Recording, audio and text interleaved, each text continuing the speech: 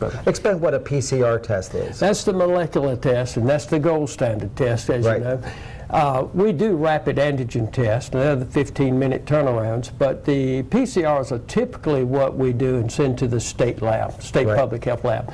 Typically, there's a 48-hour turnaround with that. However, I'd like to plug the hospital and Dr. Lee Isley for donating a number of, and thank you for being on that board and being a part of that.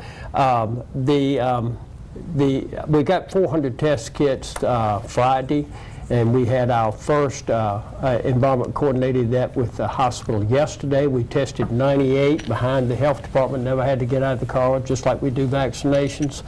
And a number of those were positives. The good thing about this, not only was it a gold standard PCR molecular test, it wasn't a rapid test where you get some false negatives, but these test turnaround results, since the cultures were taken to the hospital, were in 6 hours instead of 48 hours. Right. So people knew last night. As a matter of fact, unfortunately, I had to call some that received positive results, but most of my calls were negative results. And I think a good takeaway message here is that some of the rapid tests may give a false negative, meaning you can have the disease and it be told that you don't, and it may give a false positive where it says that you have the disease when you really don't. So the more accurate testing at times is indicated, and that's the test that he was just talking about. The PCR. A lot of times with the rapid test, when it says positive, it's pretty close, pretty dead on them. But with the negatives you do, it's just not quite as sensitive in the nasal passage to the culture. It's just not as sensitive.